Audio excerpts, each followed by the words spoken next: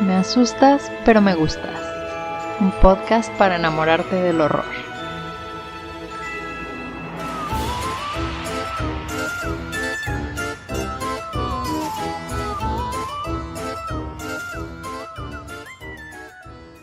Hola a todos y bienvenidos a otro episodio de Me asustas pero me gustas. Yo soy Ramón y conmigo... ¿Yo soy Rumón? Yo soy Ramón. No sé decir mi propio nombre. Yo soy Ramón y conmigo está Mariana. ¿Cómo estás, Mariana? Bien, Rumón. ¿Y tú? Muy buen. Ay, no, qué cosas. Sí, pues es domingo, estoy cansado, así pasa a veces. Está bien, te perdonamos. Pues sí, después de toda esa gran introducción que me salió a la perfección, hoy vamos a hablar de películas de La Llorona, pero no cualquier película de La Llorona, sino que las primeras películas de La Llorona que existieron en nuestro querido país de México. Pero bueno, antes de ir a todo eso, ¿cómo estás, Mariana? Bien, otra vez súper cafeinada, lista para triunfar. Es que los domingos normalmente me tengo que cafeinar muchísimo porque es cuando grabo videos para el canal y grabo podcast contigo. Bueno, a veces lo hacemos los sábados, sí. Pero cuando voy a tener sesión así de grabación intensa, sí me súper meto una cantidad de cafeína, pero a veces la calculo mal. Y hoy en particular empecé mi día con medio litro de café. Porque hoy di mi primer taller de documentación y conservación de cementerios históricos. ¡Qué cool! Sí, estuvo muy padre, la verdad. No fue tantas personas como pensábamos que iban a ir porque está entrando como la temporada de huracanes aquí a donde yo vivo y ha estado súper lluvioso. Entonces tuvimos que mover la fecha y pues varias personas que supongo que sí hubieran podido ir en el... Sí, ya con cambiar la fecha pues baja la cantidad de personas. Y o sea, sí, como varias personas que ya habían confirmado para la primera fecha, pues me imagino que para el domingo a lo mejor les surgió como otro compromiso, lo que sea. O tenían que ver el fútbol americano. O tenían que ver el fútbol americano, yo no lo sé. Pero estuvo padre, logramos documentar toda la parte de uno de los cementerios más grandes de la ciudad, como una de las orillitas de las partes más viejas. Entonces estuvo muy interesante. Una de las personas que fue al taller nos contó que una vez vio un fantasma en ese cementerio. Ajá. A ver, eso no me lo has contado. Pues nos contó que no fue ella directamente, pero su prima cortaba por el cementerio para llegar. Hay como una escuela de enfermería ahí cerca. Entonces ella cortaba por el cementerio para ir a clases muy seguido. Y una tarde vio a un viejito. Y aquí pues es como muy de pueblo, ¿no? O sea, la gente de esta provincia tiene fama de que si de por sí los canadienses son amables, aquí los desconocidos te saludan en la calle. Así como muy pueblerino todo, ¿no? Entonces dice que ella vio al viejito y el viejito le sonrió y le dijo como buenos días, ¿no? Y ella le dijo, ay, buenos días, y ya se siguió caminando. Y en la tarde, cuando salió de la escuela, dijo, ay, esa es la tumba en donde estaba parado el viejito, ¿no? Como que le llamó la atención ver a quién había ido a visitar. Y cuando vio, la tumba tenía la foto del viejito. No manches. Sí, o sea, él era el que estaba enterrado ahí. Entonces sí. Ah, wow. Ajá. Perfecta historia. Ya sé, y entonces dice que desde entonces ya como que su prima no cortaba por el cementerio. Aunque pues era como un fantasma amable, ¿no? O sea, súper educado, le dijo buenos días, le sonrió, o sea... El fantasma perfecto para donde vives. Exactamente, yo que tanto quiero ver uno, aunque luego me hizo pensar, o sea, ¿qué tal que tú estás viendo una persona normal y no sabes que es un ente espiritual del más allá y no me robes los ojos? No, pues ¿cómo sabes que yo no soy un fantasma? ¿Verdad? O sea... ¿Qué es esto? ¿Ghost, la sombra del amor? Vamos a empezar a hacer...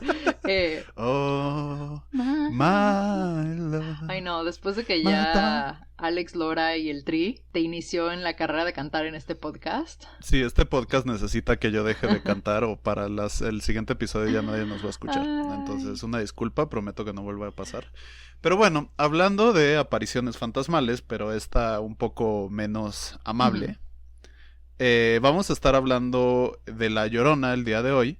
¿Por qué quisimos hablar de esto hoy? Porque pues ya se está acabando el mes patrio, ya hicimos un par de Mex-Files y algo que hemos querido hacer mucho en este podcast que no hemos podido hacer es hablar de películas. Y esto es porque Mariana y yo mucho de lo que hacemos en nuestra relación es ver películas juntos. Como les dijimos en el primer episodio, pues mucho de nuestra relación es Mariana diciéndome, siéntate, vamos a ver una película de horror diferente. Y al principio de la pandemia vimos por internet, juntos escribiéndonos como en el chat, 4 películas de La Llorona. Nos dio por echarnos las películas de La Llorona en orden. Y entonces hoy quisimos hablar de eso, como también pues como es un poquito más creepy, tratar de conectarlo a la época halloweenesca, tratar de convencerlos de que vean algunas de estas películas, porque la verdad están interesantes. Y pues básicamente lo que va a pasar es que yo las voy a describir, yo voy a hablar de ellas, y vamos a ver qué tanto recuerda Mariana, porque... Sí, la verdad es que, o sea, las personas yo creo que piensan que exagero cuando les digo que tengo memoria de Dory, pero es la verdad, o sea, se me olvidan las cosas rapidísimo, es impresionante. Por ejemplo, a veces yo sufro mucho cuando estoy haciendo como recomendaciones de libros en mi canal, cuando no estoy reseñando algo que acabo de leer, ya no me acuerdo, o sea, los veo y digo como, o sea, sí leí eso, pero no me acuerdo realmente de la trama, se me olvidan súper fácil los finales y todo, y lo mismo me pasa con las películas, y estas películas en particular, yo como que presioné un poco a Ramón para verlas, porque en ese momento, cuando estaba empezando la pandemia, yo estaba escribiendo el primer capítulo de mi tesis, que es como toda una revisión sobre La Llorona en general en el folclore, pero también toco tangencialmente la cultura popular. Entonces, pues quería como ver qué se había hecho en México dentro del cine que habla de La Llorona. Entonces así fue como llevé a Ramón a ver estas películas, y a pesar de que escribí sobre ellas en mi tesis, ya no me acuerdo, o sea, ahorita Ramón estaba así de que sí, la de 1933, y yo, ¿eso existe? Entonces va a ser muy divertido redescubrir las historias. Pero ¿sabes qué se perdona? Porque, o sea, creo que ambos nos acordábamos muy bien de que las habíamos visto y hasta habíamos, pues, comentado, ¿no? Que queríamos hacer un episodio de eso desde que estábamos ideando el podcast. Pero de allá para entonces... O sea, estamos hablando de finales de marzo, principios de abril. No. Ya nuestro cerebro ya expulsó toda la información antes de mayo, la neta. Sobre todo en este año, ¿no? En este año tan raro y terrible. El tiempo carece de sentido para mí. El concepto de tiempo en este año, así... No lo entiendo, de verdad. Qué cosa.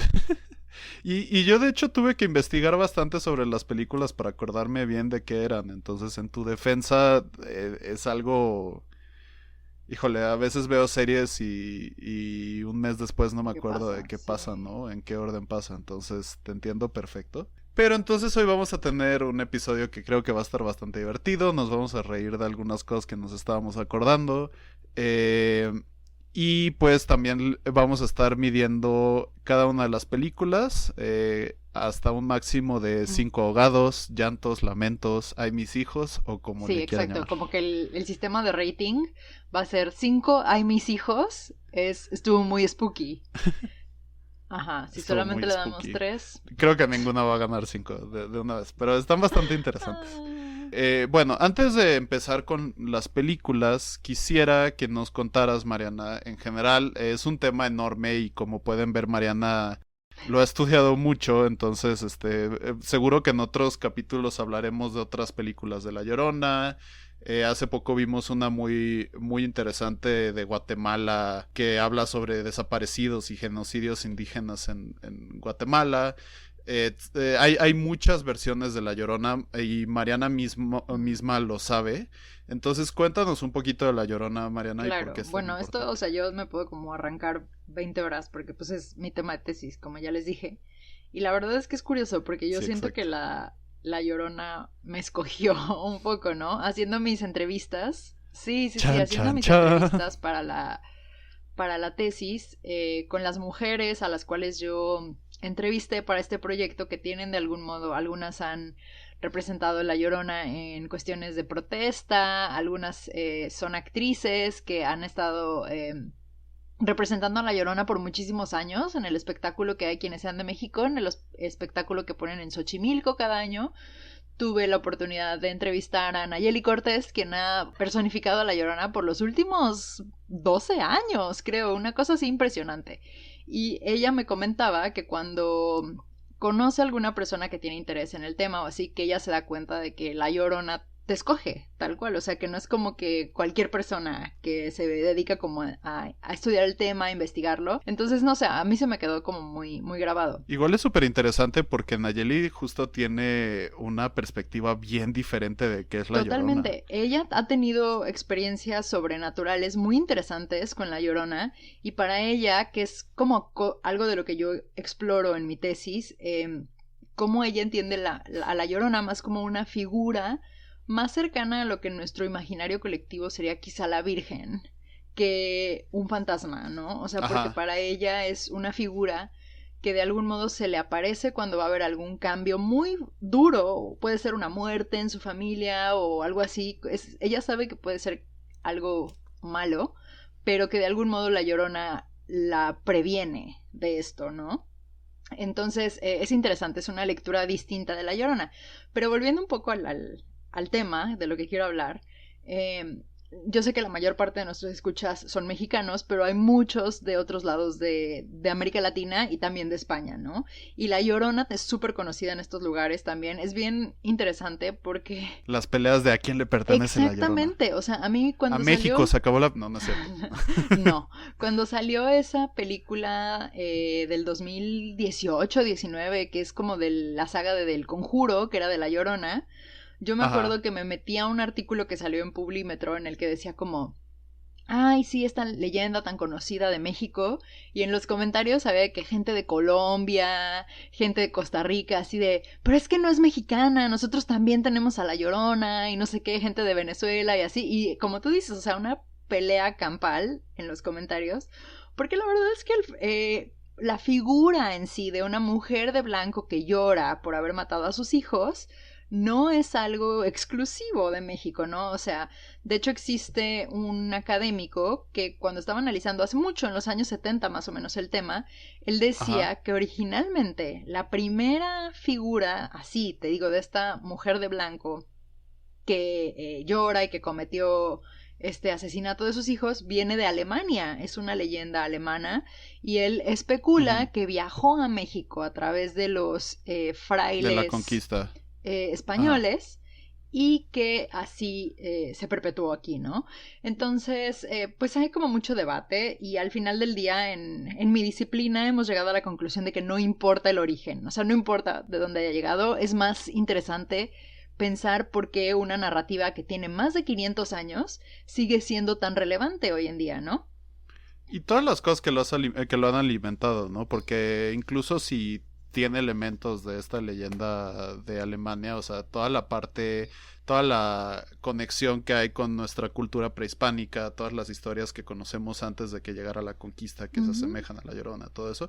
Todo esto lo sé porque me lo ha explicado Mariana. Créanme que yo soy el primer beneficiado. Yo, Nayeli y el resto de los actores teatrales los conocí en un ensayo al que fuimos porque justo Mariana fue a entrevistar a varios de ellos.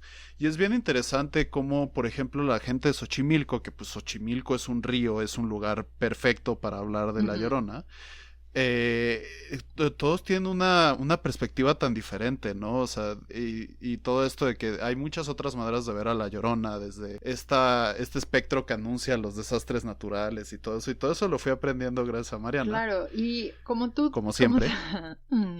como tú decías ahorita, lo que hace a la Llorona mexicana es que obviamente las leyendas pues son como narrativas tradicionales migratorias, ¿no? Se van moviendo como a todos lados y van adoptando Claro. elementos de la comunidad a donde llegan.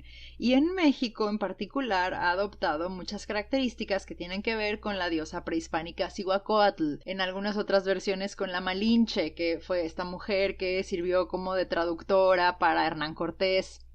Entonces, bueno, mi investigación está nada más enfocada a La Llorona en México, no toco como temas de otros lados de América Latina, que me parecen fascinantes, me parecen súper interesantes.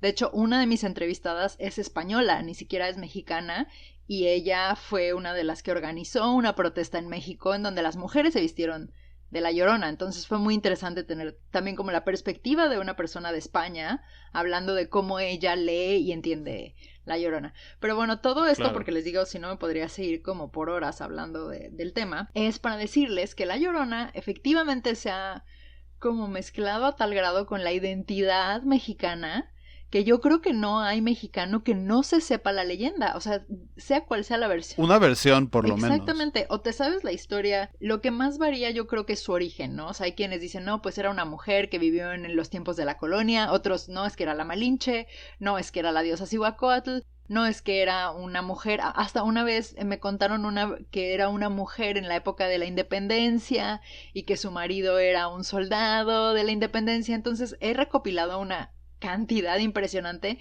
pero siempre está de algún modo mezclada con algún hecho histórico o como con algún tema de la identidad del mexicano, ¿no? Hay otras, hay como dos tipos de narraciones, las que te hablan del origen, de quién es ella, de por qué mató a los hijos, de lo que sea, que puede variar muchísimo, varía también cuántos hijos tuvo, cómo los mató, etcétera. Y luego están lo que se le conoce dentro de la disciplina que yo estudio como narrativas de experiencias personales, personal experience narratives, que es cuando tú tienes un encuentro directo con alguien, entonces personas que han visto a La Llorona. Ya no es tanto que te cuenten quién es ella, sino que te dicen, yo vi una mujer de blanco que estaba llorando, o la escuché el llanto nada más, toda esta cosa que viene después, que para mí yo no la sabía, y es algo muy común, que mientras la escuchas llorar, si la escuchas cerca está lejos de ti, y si la escuchas lejos está cerca. Entonces, es otra cosa que me enteré gracias a ti que me parece un concepto padrísimo. Súper, súper interesante. Entonces, esas historias también son muy interesantes porque igual son muy diversas. De dónde ve la gente a la Llorona, de cuándo se les aparece, si se les aparece cuando está lloviendo, si se les aparece, como ya dijiste tú, Ramón, cerca de un cuerpo de agua, como puede ser Xochimilco.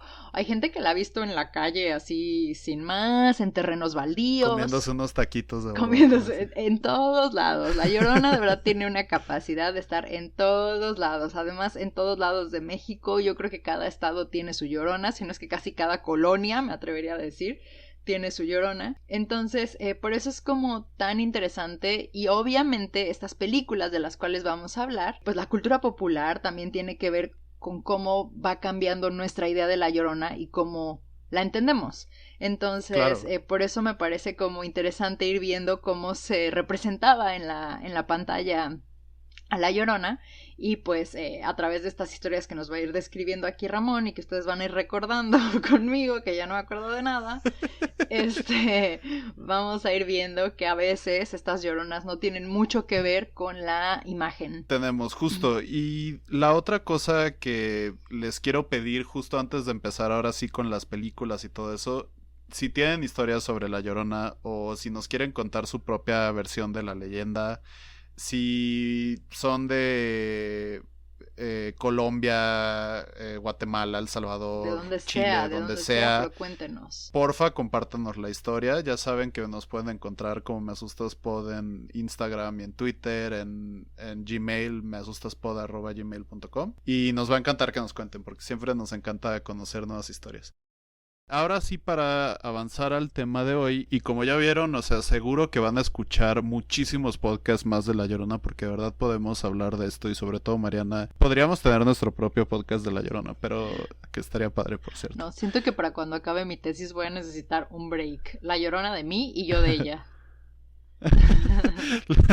El meme de Why are you so obsessed with Sí, me, de exacto. La Llorona. Alguien por favor háganos ese meme. Pero bueno, entonces hoy vamos a hablar de 4 películas. La Llorona, de 1933, dirigida por Ramón Peón. La Llorona, de 1960, dirigida por René Cardona. La Maldición de la Llorona, de 1963, por Rafael Valedón.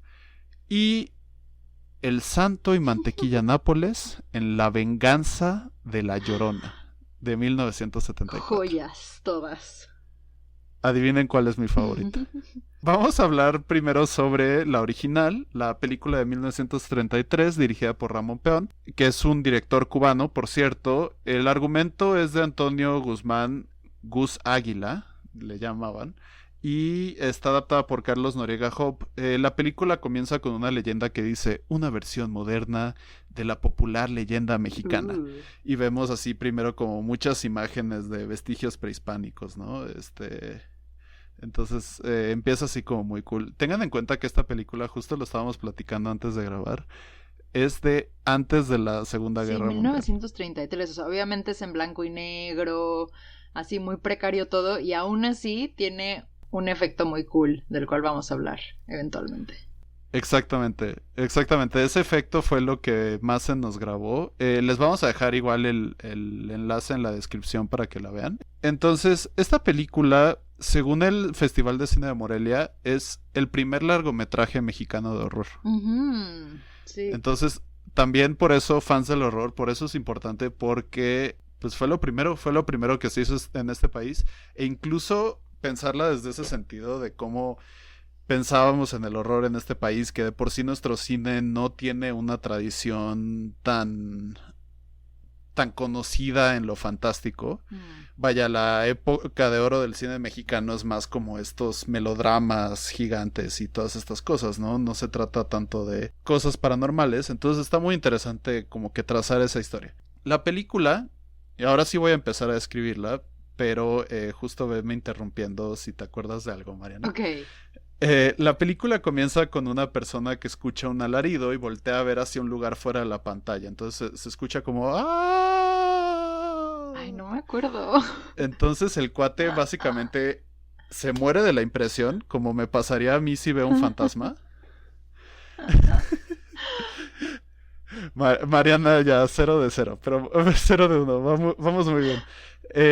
Y entonces se muere y después llegamos como a la sala de emergencias en donde hay un doctor que es nuestro actor principal. Es otro tocayo mío que se llama Ramón Pereda. Al parecer el nombre Ramón era súper exitoso en los años 30. Y él es un doctor escéptico que se llama Ricardo de Acuña, ¿no? Casi le ponen Ricardo de Alcurnia, ¿no? Sí, sí, sí. Ya me acordé, porque ¿sabes qué? Me acuerdo del vestuario de las enfermeras, que era súper chistoso, como bien diferente a como te imaginas una enfermera hoy en día, con unos gorritos ahí medio chistosones y así, sí, ya como que ya estoy recordando. Y esa escena en la que están viendo el cadáver del muerto, no sé por qué me hizo pensar como en Frankenstein. Ándale, justo. Además como por la época que también pues estaba muy cercano a las películas de la Universal, tiene sentido. Pero bueno, entonces este Ricardo de Acuña es nuestro señor escéptico. Es el Ramón de esta ecuación. Exactamente. Entonces, justo él dice, murió de un síncope cardíaco. Y otro le dicen, pues dice que fue un fantasma a medianoche, ¿no? Además me encanta, un fantasma a medianoche. Como que tiene un lenguaje esta película que también me pone de muy buen humor porque suena tan viejito. Es que es eso, algo que recuerdo de esta película es que era casi como ver teatro. O sea, como los diálogos son como muy elegantes, como se expresan y todo. Creo que hay otra que después vimos que también tiene como cierta teatralidad, que esperarías más eso de cuando vas a ver una obra que realmente de una película, pero tienes razón, o sea, sí como hablaban las personas, digo, eran los 30s y todo, pero sí sonaba como súper fancy, así todo. Súper fancy, súper fancy. Entonces, Ricardo Acuña básicamente dice... Este cuate se murió de un paro cardíaco, ¿no? Eso es un síncope cardíaco. Me encantan las palabras fancy como esas. Y Ricardo, cuando le dice que es un fantasma, le dice, no, eso es mera superstición. Y aquí empieza como un rollo que tiene la película, que como que empieza a empatar mucho la superstición contra toda la racionalidad que existe en ese momento, que era el hoy en día, ¿no? Según ellos, por lo menos. Y justo lo que sigue de eso es una escena de una fiesta infantil, ¿te acuerdas? Esa parte sí me acuerdo que están todos los niños ahí alrededor, así como... Sí, y es una escena como de 4 minutos. ¿Sin diálogo? Sin diálogo, que nada más ves como tomas desde arriba, desde los lados, de los niños divirtiéndose y dándose besos. Está muy cute, está como muy costumbrista. No, a mí se me hizo muy creepy. Tiene algo así porque además está muy bien pensada porque justo... Porque no me gustan los también niños, les vamos Ramón, no por otra cosa. ¡Patéalos! Sí, ¿quién quiere estar en una fiesta infantil, no? Pero pues estos eran niños de los 30, ¿saben? Súper bien vestiditos, ahí sentados, con miedo a sus papás y todas esas cosas. Está curioso porque justo en donde están es la casa de don Fernando, que es el suegro de Ricardo de Acuña, el doctor, y el abuelo de Juan, el niño al que le están haciendo la fiesta, ¿no? Pero entonces ves estas tomas desde arriba y desde los lados y las mesas están en forma de tréboles. Jesús Cristo. Les vamos a dejar una imagen, pero justo todo tiene como forma de tréboles, de 4 hojas, obviamente, entonces este símbolo de la suerte. Y lo que vemos después es al mayordomo, que hasta donde recuerdo o donde pude ver, no tiene nombre. Ay, no me acuerdo. ¿No te acuerdas del mayordomo? El mayordomo era como este personaje de Comic Relief que tenía como una cara muy impresionable. Y bueno, entonces estamos en esta fiesta super burguesa. Y el mayordomo de pronto ve que se levanta uno de los niños y cuenta a los niños en la mesa y dice, son 13. Entonces se sienta y justo llega don Fernando, ¿qué está haciendo, no? Y todo enojado. Y claro, todo porque la superstición es que nunca debe de haber 13 personas a la mesa, como por eso la última cena eran los 12 apóstoles y Jesucristo es el 13avo, ¿no? Y entonces por eso dicen que cuando hay 13 personas a la mesa, uno se va a morir. Entonces por eso tienes que evitarlo. Exactamente. Entonces lo que hace el mayordomo es que en friega dice, no, aquí se me va a morir un niño si no me siento, y se sienta. Que cuando lleguemos al final, les vamos a spoilear todas estas películas, pero la verdad es que es muy evidente lo que va a pasar en cada película. No crean que no hay muchas sorpresas. Pero entonces llega don Fernando y le dice al mayordomo, ¿qué está haciendo? No sea ridículo, y así, ¿no? Y al pobre mayordomo como que siempre me lo tratan con la punta del pie.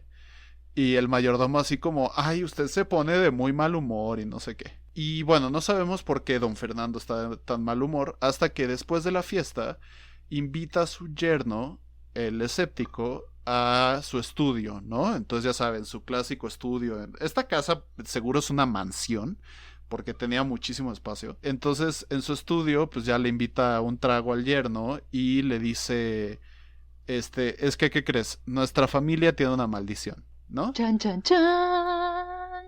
Exacto. Entonces, Ricardo luego le dice, ¿cómo crees, suegro? No manches, no sé qué, soy un hombre de ciencia.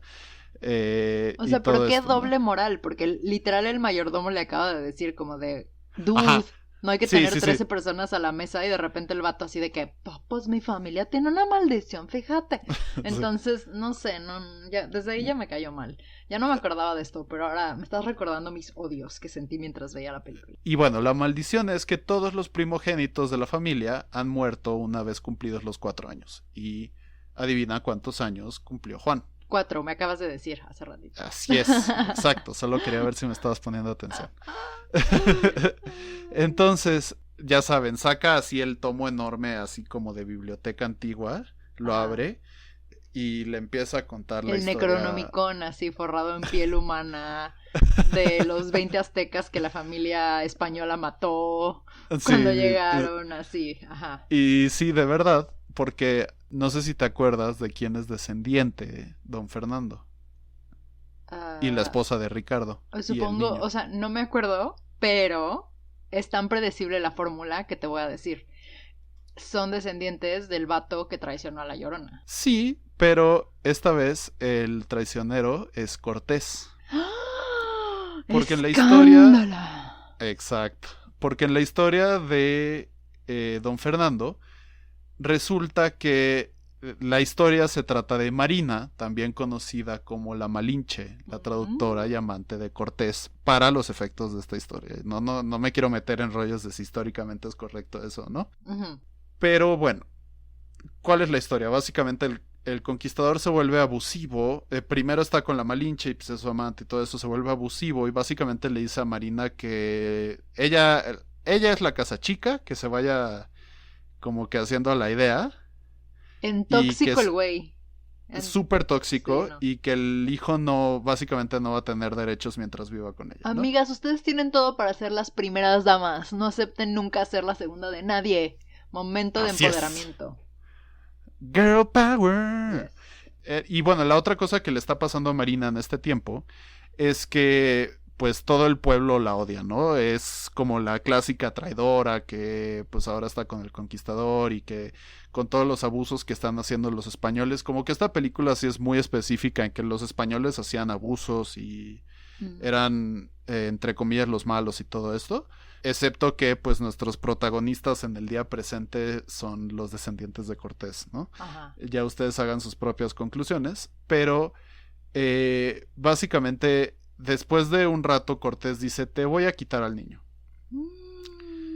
Aquí solo tiene uno, nada más. En esta versión tiene solo un hijo. Ok.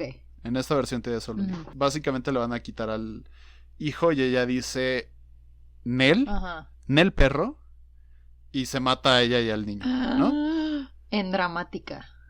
En dramática. Entonces llega la sirviente de Marina, su fiel servidora, y frente a su cuerpo sin vida, jura perpetuar una maldición sobre los primogénitos de la familia de Cortés. Toma un anillo prehispánico, que no sé si te acuerdas que decíamos, uy, super legit, ¿eh? El ring pop prehispánico. Es como un ring pop prehispánico, es como una cosa que le compras a un hippie de Coyoacán y después dices como, ¿por qué compré esta cosa? Ay, sí, qué hermoso. O más bien es lo que no le compras al hippie de Coyoacán, ¿sabes? Que le compraste como otra cosa y ese anillo dijiste... No, es lo que compra el ese gringo. Anillo es too much. Es lo que compra el gringo. Ajá.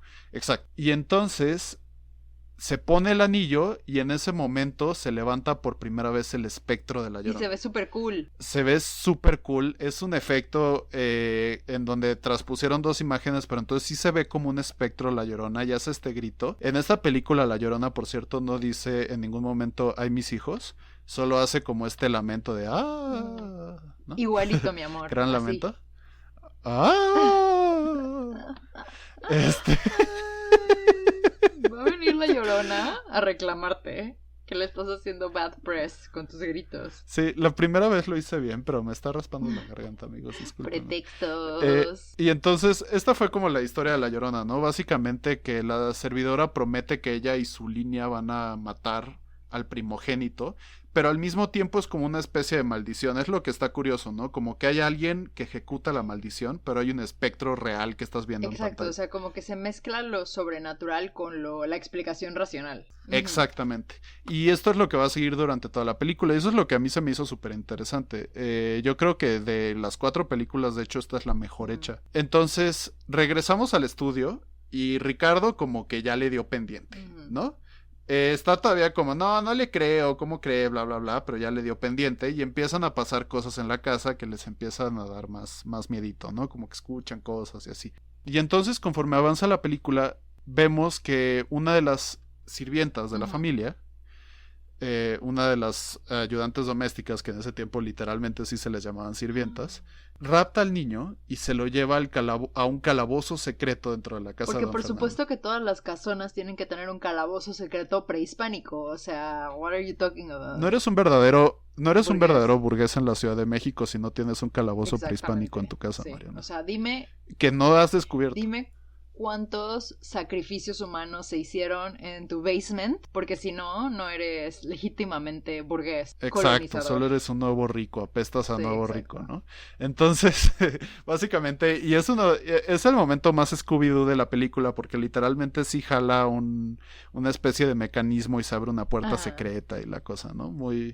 Muy así, y entonces se lleva al niño y se lo lleva a una mazmorra justo con un altar ahí prehispánico que también está medio chafón, sinceramente. Ahí también les vamos a dejar la foto, pero pues hay como muchas reproducciones que yo siento que están un poquito chafas, pero entonces lo lleva ahí y se supone que lo va a matar, ¿no? Lo va a asesinar. En todo esto pues ya llegó de que la policía, ya todo el mundo estaba buscando al niño, todo el mundo está viendo qué onda y por fin encuentran esta mazmorra, ¿no?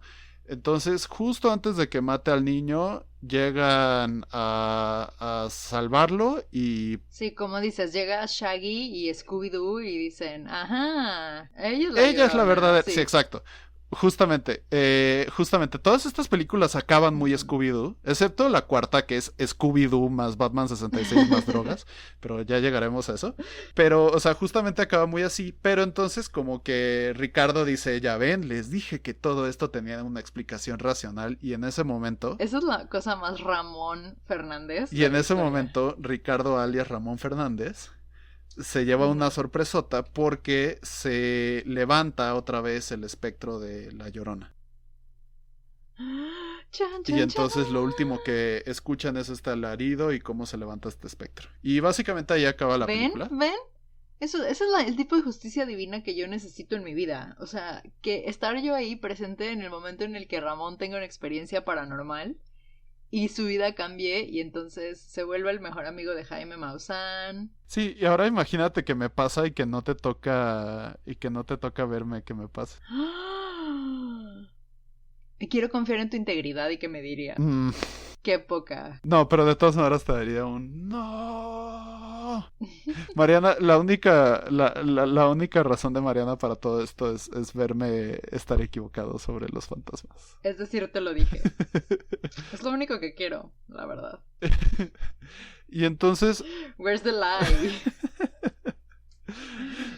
Y entonces, básicamente ahí acaba la película. Para mí hay como cosas bastante padres, además de que vamos a ver cómo le da bastante influencia a las otras. Por ejemplo, aquí es la primera película en donde vemos como un cuadro de los descendientes y como que al espectro o al sirviente o a alguien viendo el cuadro y así, es ese maldito el que empezó la maldición y todo eso, ¿no? Y lo de contar la historia y todo eso, como que hay muchos elementos que en las próximas películas, y yo diría que hasta en películas recientes, se llegan a repetir.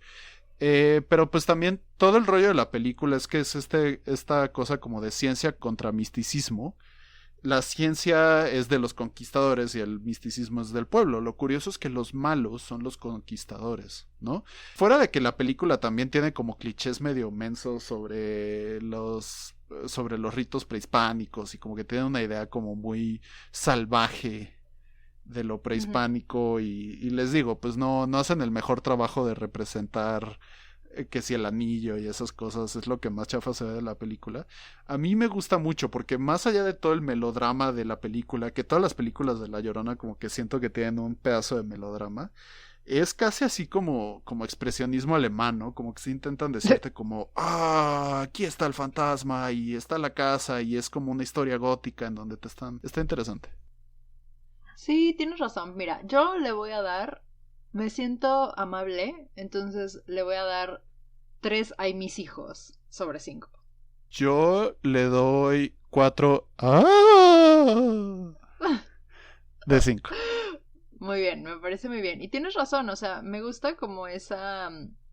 que juega con esa idea de que sí podemos explicar las cosas racionalmente, pero de todos modos, igual y hay algo allá afuera en el mundo que no nos queda 100% claro. Y justo eso, es, ¿no? justo eso, que al final dijera como, sí había una explicación, pero ¿qué crees? Igual existe el fantasma, se me hace como lo más interesante de la película. Sí, definitivo. Y además me encanta lo que dijiste que fue la primera película de horror mexicano. Ajá. Eso se me hace, o sea, iconic queen, La Llorona, ¿sabes? Tenía que ser La Llorona, tenía que ser Por La supuesto, Llorona. sí, no había de otra. Pero bueno, ok, sigamos que la noche es corta.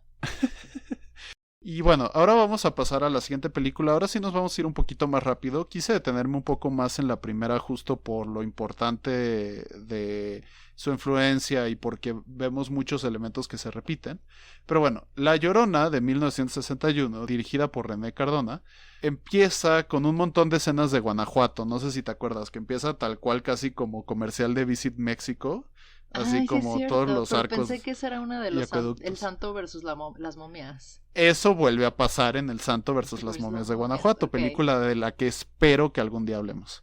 Okay. Pero bueno, esta es protagonizada por una excelente llorona, es María Elena Márquez, que sale como Luisa del Carmen o La Llorona. Aquí ya cambia, ya no es tanto como la Malinche y todo eso. Luisa del Carmen, ¿por qué es interesante? Porque salió en películas hasta de Estados Unidos, es como esta súper actriz y cantante de la época de oro del cine mexicano y todo eso, y ella es como muy importante. Y el otro actor muy importante es Mauricio Garcés. Y que Mauricio Garcés, pregúntenle a sus papás quién es y les van a saber decir perfectamente quién. Él en esta toma el rol del papá escéptico, igual que vimos la vez pasada.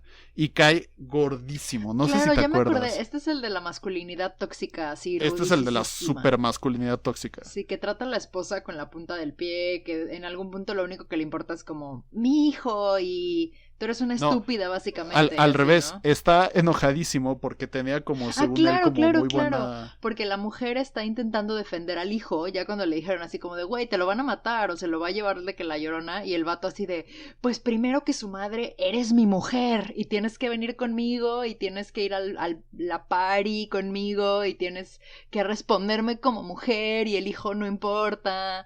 Sí, o Sí, sea, casi quería matar él al hijo. sí, literalmente está teniendo como un rollo de lo que dicen que pasa cuando las parejas a veces tienen hijo, ¿no? Que el esposo se siente celoso de los hijos. Y de hecho, no sé si te acuerdas que hasta ponen escenas de su luna de miel en Acapulco y la cosa. Igual sin diálogo y duran como de que 10 Dura una minutos. cantidad Ajá. increíble de tiempo, pero está hecho esto como todo para decirte como ellos eran una pareja feliz hasta que tuvieron al primogénito.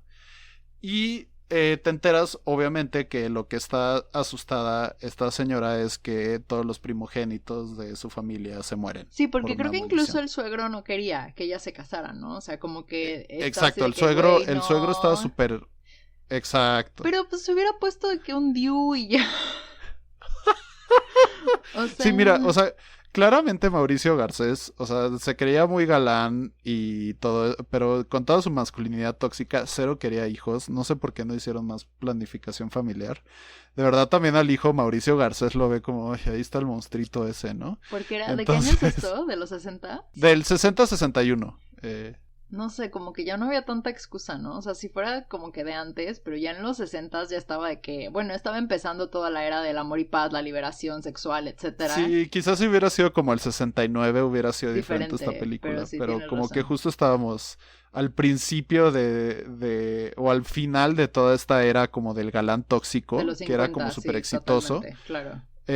y Mauricio Garcés era el perfecto galán tóxico. Claro, y Pero de que bueno, te casas para tener hijos, o sea, ese es el punto de un matrimonio, no otro. sí, claro, te tienes que Ajá, reproducir. sí, claro. Pero bueno, entonces justamente don Gerardo no quería. El buen Y Jerry. está el buen Don Jerry. Entonces, justo Don Gerardo, que no quería que Felipe se casara con Margarita, su esposa, la hija de Don Gerardo, eventualmente, pues, justo ya están súper peleados, ya está súper arrepentido Felipe de haberse casado con Margarita, porque pues antes era cool y ahora solo le importa el hijo. Un día van a casa del suegro y básicamente él le da un ultimátum a la esposa así de o salimos hoy o te Ajá, divorcio. o sea, de que el vato básicamente, así, ¿no? de que o vienes hoy a la fiesta conmigo, porque además era como que quería que se produjera ella, que se super arreglara. O sea, el vato de que quería seguir viviendo la vida de novios sin compromisos, bueno, o sea, como sin hijo, ¿no? Tal cual. Y ella así de que, güey, tengo que cuidar a mi hijo, o sea... Sí, justo. Y sí, sí me acuerdo, Sí. me cayó súper, súper mal Mauricio Garcés en esa, y de verdad, o sea, yo así de que más bien estaba pensando que hubiera estado interesante de que él hubiera sido el que pagó a la Llorona de sicaria para que matara al hijo, porque sí, A o mí se me hace sea, interesante porque justo ahorita estaba pensando en todo este rollo de que tanto La Llorona como Margarita, y tal vez si se hubiera hecho hoy esa película podría ser una interpretación interesante, que tanto La Llorona como Margarita básicamente sufrieron a manos del esposo del que al principio estaban como súper enamorados, ¿no? Pero en vez de eso, Margarita es como, por favor, no me dejes, no quiero ser una divorciada, vamos a salir.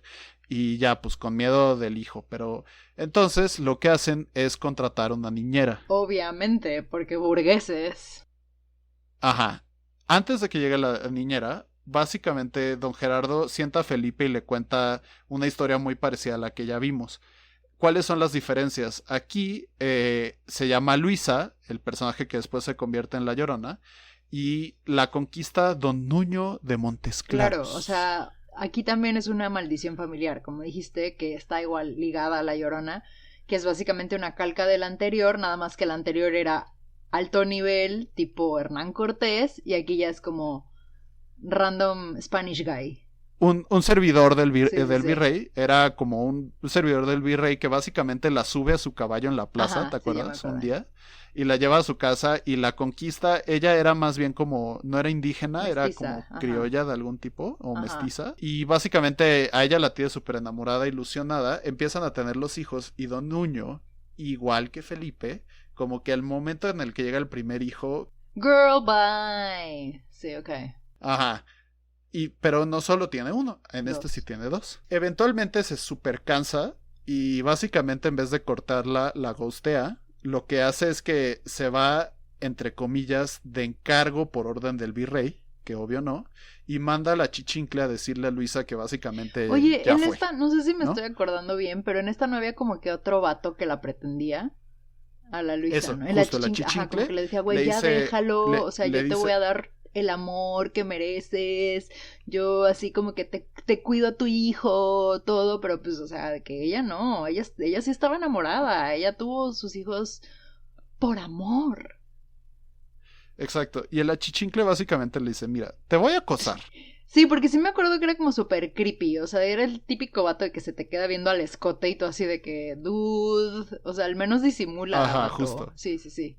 Ok. Justo, y le dice, y si tratas de buscar a Don Nuño, básicamente te va a tener que detener. Entonces mejor quédate conmigo y ya estuvo, ¿no?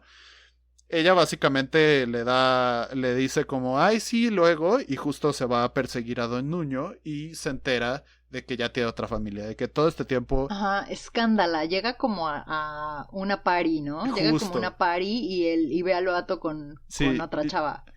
Y así como que le hace una escena, así de, y la otra como, ¿quién es no! esta? Así, porque pues esta sí era como Ah, súper de alcurnia, ¿no? Entonces justo tiran a la mujer sí. mestiza o criolla por esta persona como súper de alcurnia, ¿no? Básicamente el cuate dijo, ay, mira, ya encontré a alguien por encima de mi puesto y ya la hice.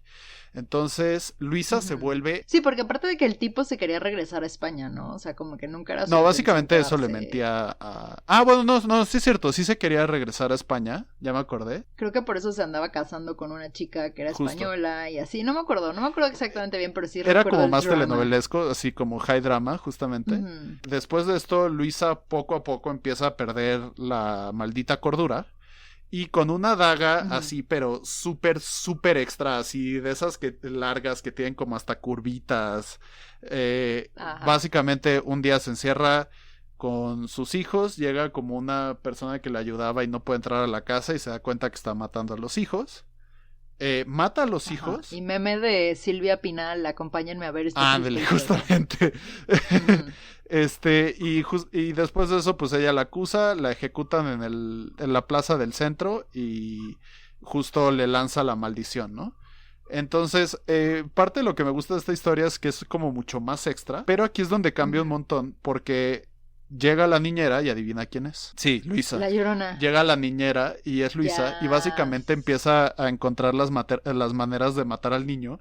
Y aquí es donde esta historia se convierte como en una especie de Daniel el Travieso. Ya me acordé. Me acuerdo de que está intentando empujarlo por la ventana en algún punto, pero como que no quiere que sea obvio que ella lo mató. Entonces empieza como de, ay, mira, está de que bien padre ese árbol. ¿Por qué no te asomas a ver si puedes alcanzar la rama? Ay, mira, ve por la pelota y se la lanza a la calle.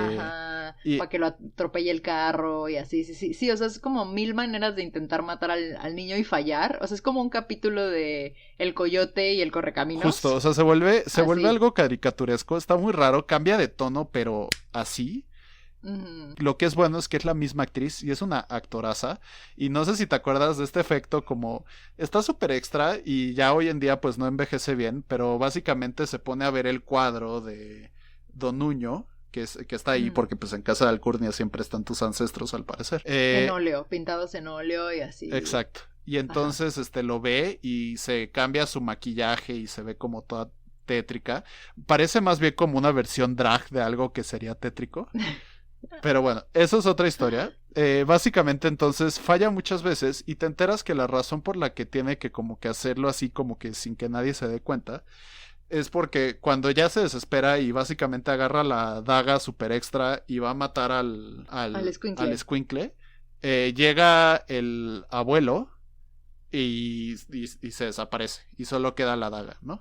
Entonces agarra el abuelo, tira la daga al fuego y se acabó la maldición. Porque no había como un límite de tiempo en el que tenía como para matarlo y por eso como que no lo logra y entonces, boom, como Cenicienta, adiós. Ajá, exactamente. O sea, casi justo pegan las 12 de la noche y Ahí se queda, ¿no? Entonces, básicamente nada más sobra la daga y el abuelo la tira al fuego como si una chimenea pudiera derretir acero, pero eso es otra historia. Con eso se acaba la maldición. Era el fuego místico traído desde Mordor. Exactamente, o sea, tenía Ajá. un pequeño Mount Doom en su chimenea. En su chimenea. Sí. Y ya con eso, ¿no? Pero justo para mí la escena súper icónica es cuando ve el retrato de Don Nuño, de Don Nuño, es muy difícil decirlo, y se convierte su maquillaje, ¿no? En superdrag, que es lo que sale como en la ilustración, que por cierto el póster sí está padrísimo, ahí te dejé también la imagen. A ver. Oh my god, sí. Sí. Gran póster. Y entonces, justamente pues con eso ya se acaba, ¿no? Yo a esta le doy. Como que tenía muchas cosas padres y como que se cayó a convertirse en esta especie de comedia. Yo creo que sentían que el tono ya estaba muy arriba y lo quisieron bajar. Yo a esta le doy 3 ahogados de 5. Yo le doy un niño ahogado por la masculinidad tóxica. Sí, o sea, si es algo que hasta te pone de mal humor, es como, ay, mejor mata al esposo, ¿eh? Sí, o sea, yo entiendo que Mauricio Garcés es un actor muy amado por nuestros papás, como dices, Icónico. pero yo así que lo veía y decía, este güey es el tipo más nefasto que he visto en la vida, y qué horrible pensar que eso se veía como un comportamiento normal en el cual el tipo le exige a ella, así como le están diciendo, güey, te van a matar al hijo, o sea, si no lo cuidas te lo van a matar, y él de que, me vale madres, o sea, Sí, me tienes sin mi cuidado. mujer No es mi creo en esas mujer cosas. primero y tiene que venir conmigo a la fiesta. Entonces sí, y tienes razón, o sea, al principio como que sí, es muy parecida a la anterior, pero todo este rollo de vamos a matar al niño era como de, güey, ya, ¿por qué no lo empujas tú? O sea, ¿por qué no lo resuelves más rápido? Mientras que parecía que le ponía todas estas como trampas tontas, en las cuales obviamente al último segundo se salvaba el niño por milagro, ¿no? Y nadie Ajá. sospechaba de la nana. Entonces, sí es rara, pero sí, le doy nada más un niño ahogado. Y que de hecho justo tuvo la oportunidad de ahogarlo y no lo hizo, ¿te acuerdas? Ajá, Que en la que fuente, fue como un ¿no? Como momento en de la tensión, fuente. que le hace un baño Ah, en el y lo baña baño, sí es nomás. cierto, sí Y es ya, cierto. pues tiene que estar limpio antes de que lo mate, supongo. Tienes toda la Eh, razón. pero bueno, ahí es en donde justo como que siento que se cae, como que empieza muy bien y la premisa está cool, pero justo están todos estos momentos que ¿Qué tal, no... qué tal que esta película era realmente una campaña de planificación familiar? Exacto, no tengan hijos, vivan como dinks. Como Dinks, ajá, exactamente. Double income, no kids. Sí, muy, Eh, muy extraño. sí, muy extraño. Pero bueno, creo que eso es suficiente de esa película. Vamos a pasar a La Llorona de 1963. Y aquí es donde las cosas se empiezan a poner más extrañas. Yes. Esta película, justamente también les vamos a dejar el póster de esta película. Es una maravilla. Y ya parece más una película de serie B o de la Hammer. Ujú. O de todas estas, ¿no? O sea, como que es una película de terror, pero mucho más pensada como para que sea lo que ves en una doble función y es como 100% pensada como para meter todos estos elementos de horror y mucho menos centrada en la historia, ¿no? El tono es de horror, es súper serie B, a diferencia de los otros que son artísticos y folclóricos, este sí es como súper, esto es casi un slasher, ¿no? Los actores en realidad la mayoría son pésimos, excepto por Rita Macedo, que es la Llorona en sí, que es una como super actoraza, super intensa. También tiene una vida bien interesante fuera del cine. Les recomiendo que le echen una googleada a Rita Macedo. Pero además aquí es básicamente una bruja vampírica. Ujú. ¿Te acuerdas de Lo esto? único que me acuerdo de esta película es que tenía 3 Dobermans. Sí, justo. Empieza la película con una carreta y básicamente la saltan a media calle y los cuates mueren de formas muy feas Sí, y eso es como una estos... diligencia, así con el cochero y todo. Y Ajá, va sí, una y chica, ¿no? De camino a algún lado. O sea, no sabes bien a eso es dónde. después de que asaltaran a la primera carreta, ¿no? Ah. Cuando llega la chica que es que a visitar a su tía, básicamente la carreta dice, yo no me paro ni un segundo, entonces básicamente se me van y me regreso, porque aquí han estado pasando cosas muy raras, ¿no? Específicamente una señora con 3 Dobermans o Grand Daneses Ay, sí, eran enormes, como gran así, daneses, tienes razón. creo que son Grand Daneses, y que básicamente te asalta en la calle y te mata y te hace cosas horribles, ¿no? Una sicaria también. Entonces, Amelia, interpretada por Rosita Arenas, justamente va a visitar a su tía cuando cumple 25 años. Llega instantáneamente, las cosas empiezan a estar raras, como que justo el novio, que es, que les digo, un pésimo actor, como que justo empieza como, oye, esto está muy creepy, de por sí estaba súper raro lo que nos dijo el cochero, entramos a la casa y todo se ve feo, llega como básicamente el Renfield de esta señora a recibirlos. Y como que las cosas van muy raro, ¿no? Entonces justo llega la sobrina y casi de inmediato como que se dan cuenta que básicamente la tía es una bruja vampírica que necesita convertir a la sobrina. Sí, o sea, esta es la que como que se aleja más del canon de La Llorona. O sea, esta es como dice, su propia cosa. Realmente es como el shock value, porque recuerdo que tiene un maquillaje impresionante de cuando la tía se convierte en La Llorona. Hay que dejarles por favor una foto porque es maravilloso. Justo, o sea, parte de lo padre aquí es como todas las fotos y parece como una casa embrujada así en donde pasan todas las cosas, ¿no? Hay como un estilo, si no Frankenstein, como un Renfield, hay como un chorro de elementos, hay vudú, no sé si te acuerdas que le hace vudú al novio.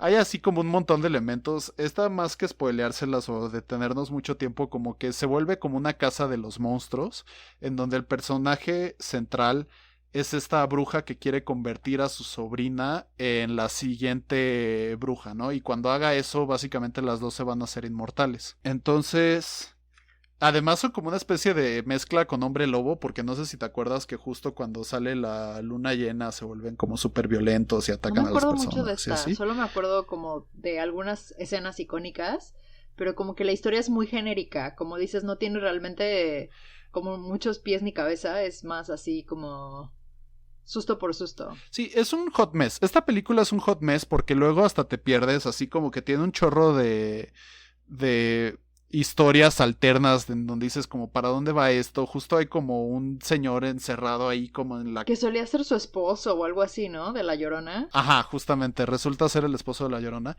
Y esta Llorona lo que tiene de común con las otras es que justamente como que odia a los hombres, para empezar. Y dos, justamente ve como esta especie de retrato y tiene a su viejo amor y tiene un retrato de ella misma y cuando ve estos retratos se transforma y todo esto, ¿no? Como que son los elementos que van metiendo ahí.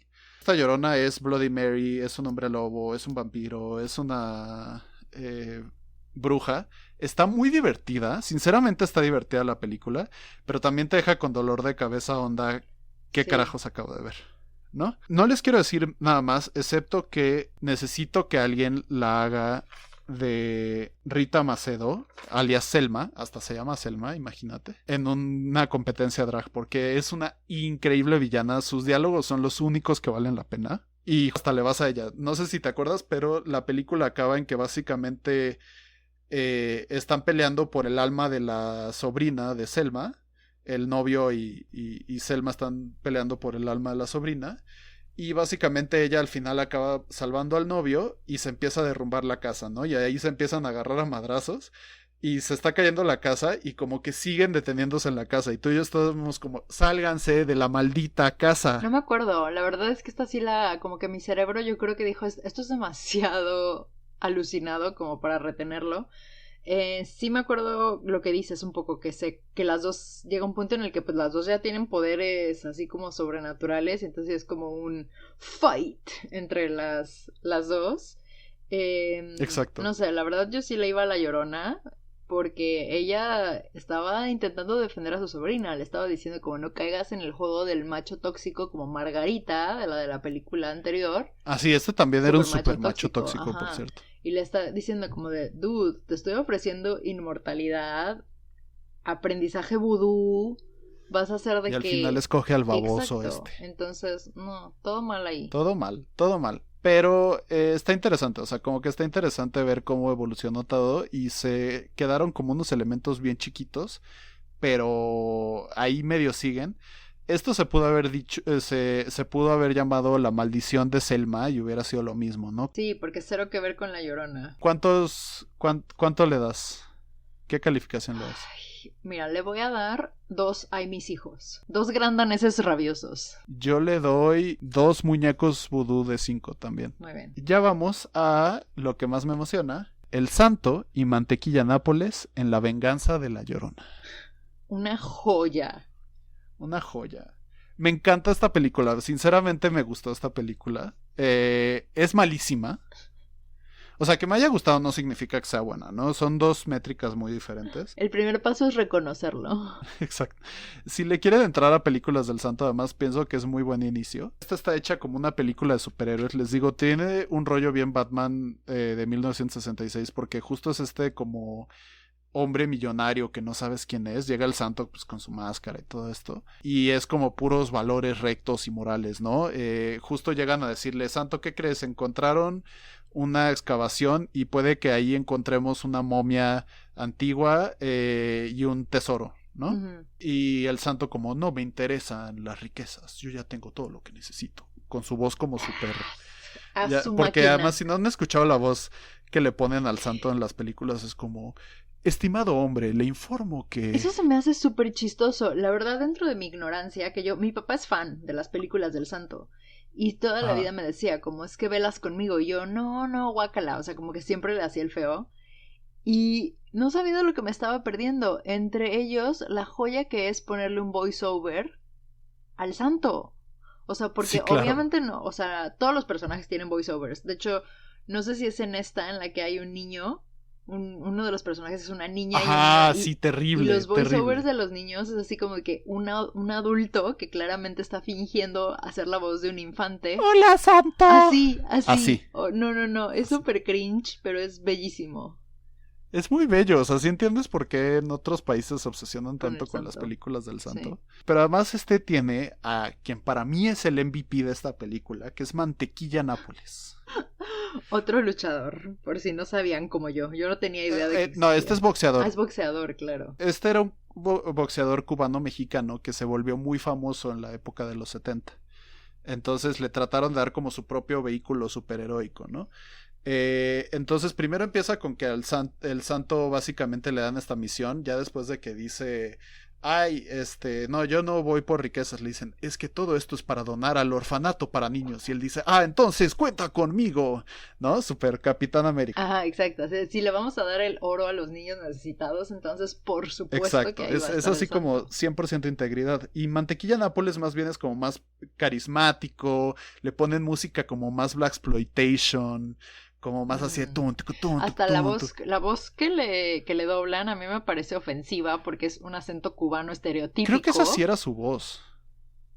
Sí. Bueno, sí tiene un acento cubano muy estereotípico, como muy, pero pues al Mantequilla O Nápoles a sí lo mejor le dijeron, como sabes que tienes que hacer, exagéralo, porque eso es como sí, lo que y entonces vende. es como puro, oye chico, pero ¿cómo le vamos a hacer? Y Sí, exacto. sí, exacto. Y tiene unas frases cuando por fin van a ver a la Llorona, que le dice, oye, vamos a ver a todo esto. Dice Mantequilla Nápoles, ¿para qué vemos a la Llorona? Para consolarla. Perdón por el acento, no lo vuelvo a hacer, pero lo tenía que intentar. Ay, no, ya no me acordaba de eso. Sí, justo, y tiene como puras frasecitas así como del patiño del Santo, pero Ajá. para mí es un personaje increíble, Mantequilla Nápoles, ¿no? También dice, ¿tú crees que ando contigo para aprender lucha libre? No, chico. Por supuesto, o sea, no, él es un boxeador en toda regla. Por favor, él es un boxeador en toda regla.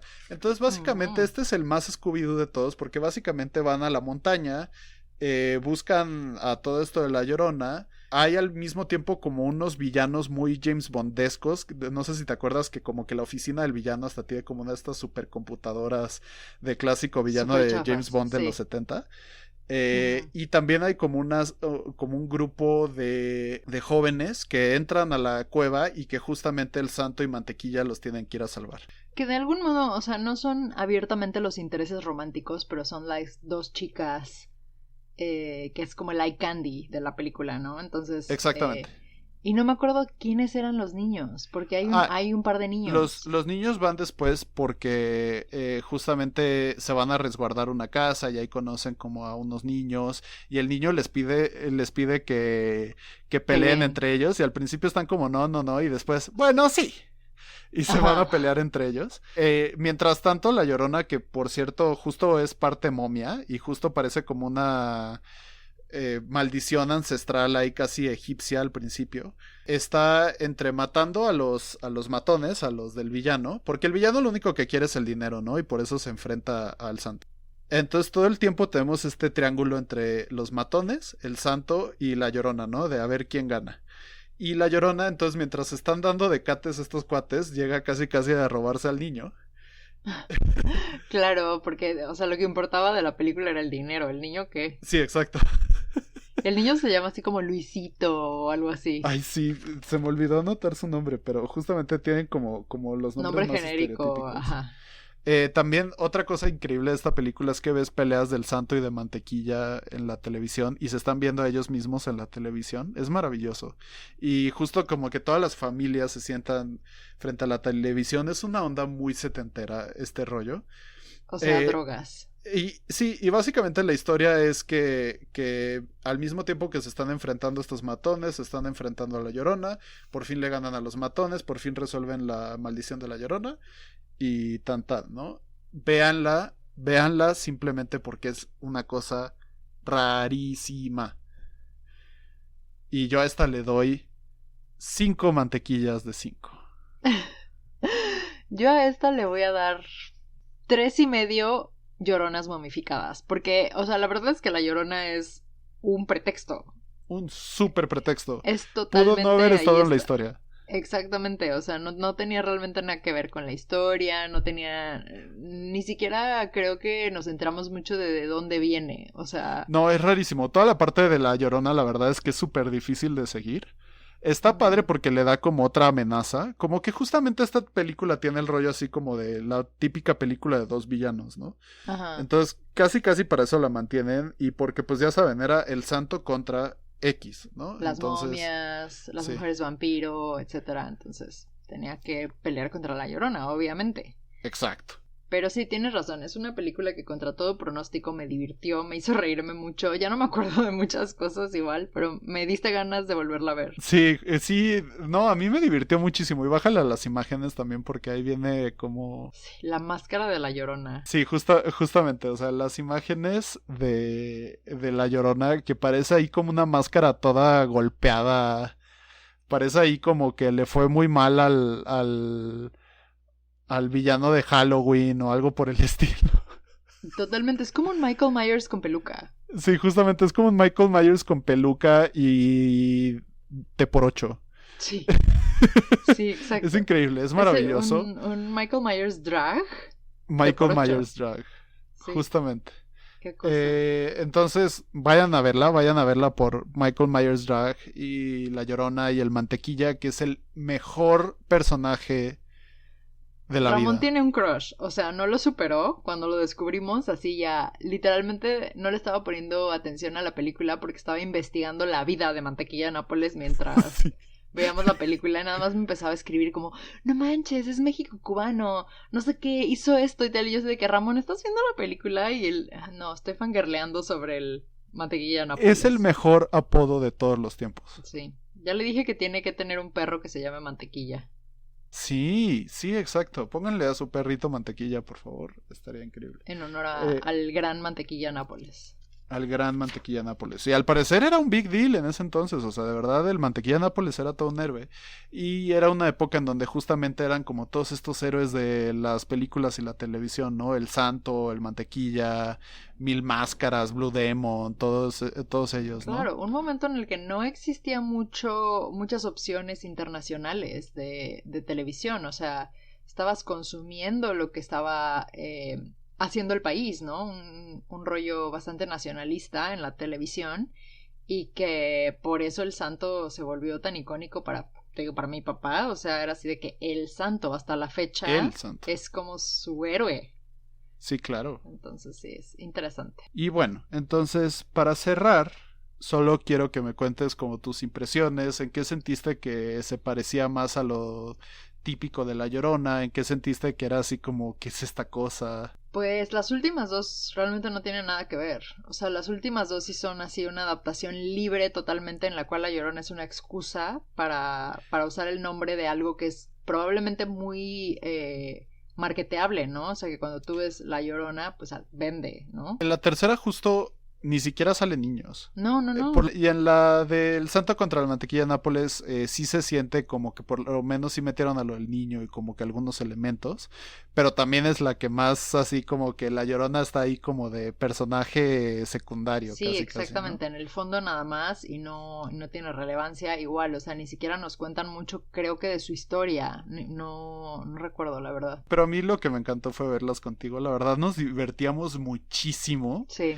Le poníamos, siempre lo que hacemos es que le ponemos apodos a los personajes, le estamos como justo Margarita date cuenta, esta clase de cosas, ¿no? Entonces nos divertimos muchísimo, es una actividad de las que más nos gusta hacer juntos. Sí. Entonces, eso es lo primero que rescato. Y lo segundo es que justamente desde ahí justo empecé a tomar notas de estas películas porque dije, es que me falta conocer un montón del cine mexicano. Lo mismo que cuando visitamos la casa del Indio Fernández, ¿no? Dije como, ¿cómo es posible que no conozca todas estas cosas y sí conozca tantas De la otras cultura de otros películas lados, ajá, sí, de la 100%. cultura de otros lados, ¿no? Sí, pues te digo, obviamente la uno y la 2 es la que más tiene que ver con la tradición oral y popular, ¿no? Eh, Ujú.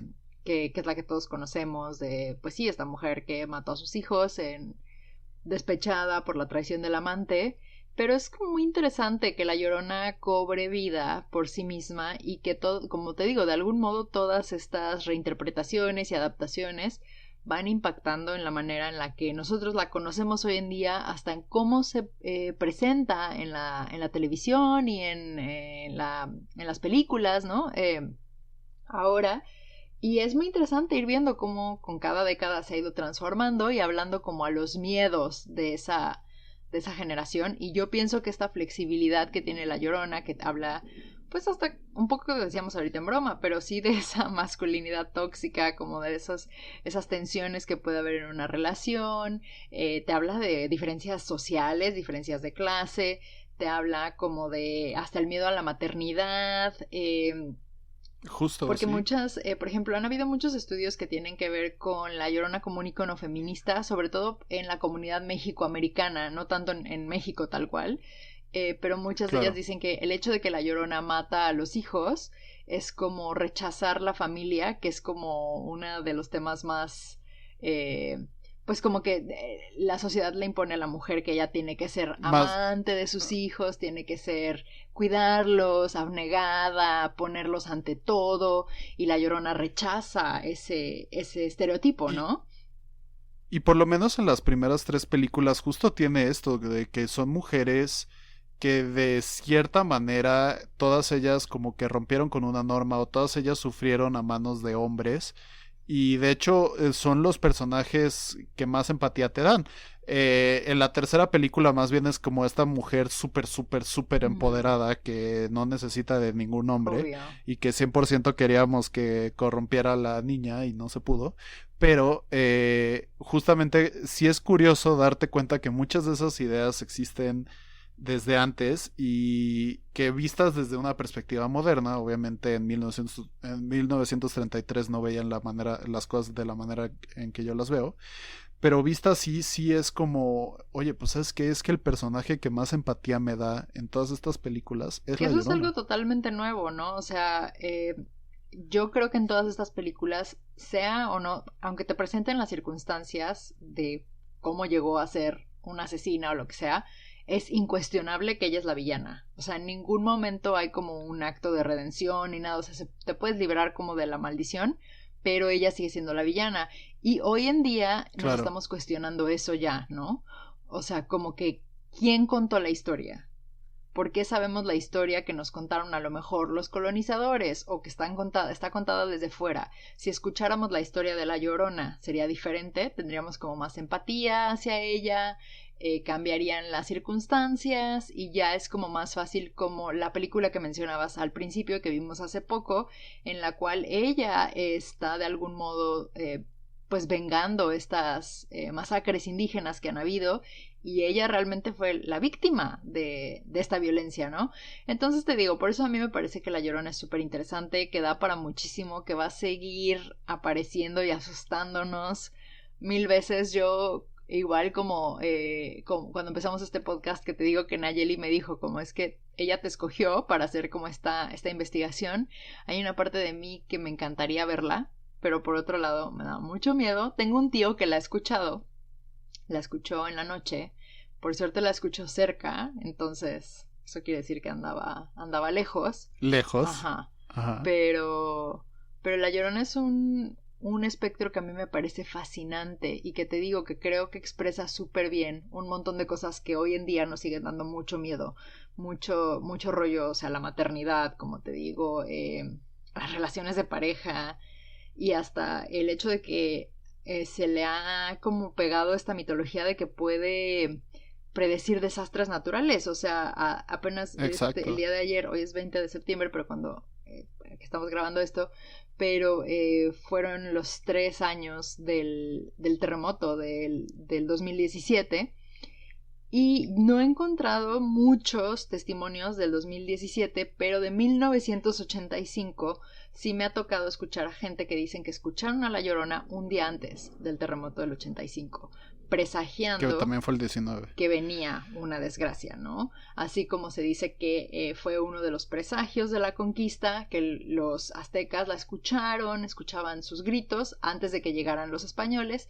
presagiando que venía esta guerra, destrucción, muerte, tortura, etcétera, ¿no? Entonces te digo, tiene todas estas como facetas interesantes, que por eso no se muere, ni se va a morir esa leyenda. O sea, desde que te la usan tus papás para asustarte y que te cuadres y te metes a tu casa temprano porque se te va a aparecer La Llorona, hasta para prevenirte que no juegues cerca del río, porque obviamente eres un escuincle, si te caes te vas a ahogar. Entonces, ¿qué te dicen? Pues La Llorona se aparece cerca del río, entonces te da miedo. Exacto. Y pues no vas a jugar cerca del río en la noche, ¿no? Entonces sí, es increíble. La verdad es que yo la quiero mucho, le tengo mucho respeto. Sí, claro. Pero me gusta ver también estas películas. Por eso yo creo que sí tenemos que seguir definitivamente viendo todo lo que hay de ella, y ya en algún otro podcast les contaré mi opinión de esa que hicieron del Conjuro. Spoiler, la odié. Pero ya la destruiremos en otro podcast. Sí, ya hablaremos de las nuevas versiones que... fuera de la de Guatemala, que no es una película de horror, pero para lo que intentaba hacer me parece bastante exitosa. Todas las demás son bastante malas, la verdad. Entonces, por lo menos yo rescato también que estas primeras 4 películas estaban por todos lados, tenían 1000 temas y no siempre cerraban o no siempre les importaba tanto La Llorona y todo eso, pero todas ellas tienen momentos que a mí me encantaron. Sí, definitivo. ¿No? Entonces... Y por favor, como dijo Ramón al principio, mándenos sus historias de si ustedes han visto La Llorona, la han escuchado, si tienen a alguien que la haya visto, ustedes qué historia de origen se sabían. Entonces, lo que sea, yo siempre continuamente estoy colectando versiones de La Llorona y me hará muy, muy, muy, muy feliz que me compartan las suyas. Sí, por favor, les echamos un grito si nos comparten eso. Nos encantaría leerlas. Un grito de ¡ay, mis hijos! ¡Ay, mis hijos! Y con eso terminamos el podcast, si te parece. Y no hay mejor manera de terminar el podcast. Nos vemos.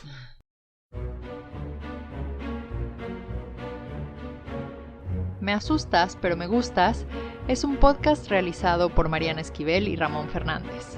Síguenos en Instagram y en Twitter como @measustaspod. Encuéntrame a mí como @marianesu con doble S y a Ramón como @ram_fa. El logo del programa está hecho por Alejandra Gámez. Busca su increíble trabajo en redes como The Mountain with Teeth. Encuentra los créditos para la música y otra información adicional en la descripción de este podcast.